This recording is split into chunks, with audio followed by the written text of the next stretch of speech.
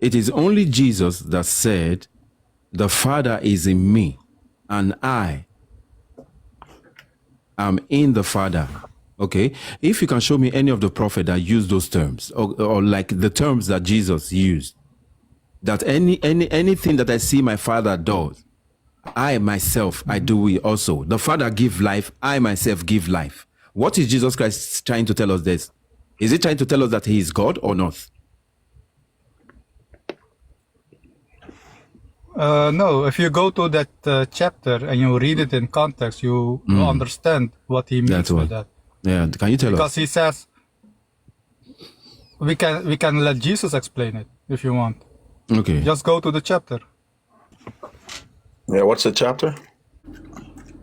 By the way, are you a Seventh-day Adventist by any chance? No. I'm just focused on the scriptures. I don't belong to any organized group. Yeah, okay. It's John 14:10 to 12. Yeah, let's start from 8. Philip said to him, Lord, show us the Father, and it is enough for us. Jesus said to him, have I been with you so long, and you still not know me? Who did Jesus, Philip, I will repeat again. Philip said to him, Lord, show us the Father, and it is sufficient for us. Jesus said to him, have I been with you so long, and you still do not know me, Philip? Whoever has seen me has seen the Father. How can you say, show us the Father? Do you not believe that I am in the Father, and the Father is in me? The words that I say to you, I do not speak on my own authority, but the Father who dwells in me does his work. Yeah. So, what is Jesus trying to say here? How can a prophet say these words? So, according to the scriptures, Jesus is the direct image of the Father. So, if you see him, you see the direct image of the Father. Okay. Now, if you want to, now this is not a commandment. This is the way you can put your interpretation on this text. And you can now also say, okay, Jesus is the Father. Then you are like oneness. You know, you say Jesus is the Father. If you see Jesus, you see the Father. So he is the Father. But there's no trinitarian instruction given here. There is no ground for a trinitarian doctrine here. Well, hold on. Let's take it one step at a time, right? One step at a time. Okay. We'll take it one step at a time. But let's focus on this scripture, right? Okay, at the very least, if nothing else, the scripture kind of demonstrates that the Unitarian way of looking at things is incorrect, right? It says, right, I am in the Father and the Father in me, right?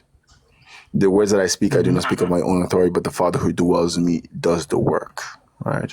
Believe me that I am in the Father and the Father in me, says it twice, right? Or else believe me for the self to the Father. This is almost, it's blasphemous if it's not true. Right? So how do you, let's just forget about the Trinity for now. We'll get to that now in a second. How does your perspective as a Unitarian, hold up to this? Well, what I do is I respect what Peter said. Peter said, no prophecy is of any private interpretation. So I let the prophet or the text explain itself. And when I go to Jesus, if I want to understand this, I let Jesus explain it. If you go to John chapter 17, verse 21, he explains what he means with this. He says that they, referring to the apostles or the Christians, that they all may be one, as thou, Father, art in me, and I in thee. Oh, wait. Yeah. So he's explaining what he means with the being one. It's not one being one entity or being one being, because he says that the apostles being one, just as he and the Father are one. And then he says, and I in thee, that they also may be one in us. So all the apostles and the Christians must be one in the Father and Jesus, that the world may believe that thou hast sent me, and the glory which thou gavest me, so the Father gave glory to the Son, I have given them, that they may be one, even as we are one. And then he says, I in them, and thou in me, and that they may be made perfect in one, etc., etc. So this is what Jesus explained with what one means, being one. Sorry, what verse did you say? What verse did you quote? John 17:31? No, John 17, verse 21. 21. Till up until 24. Okay.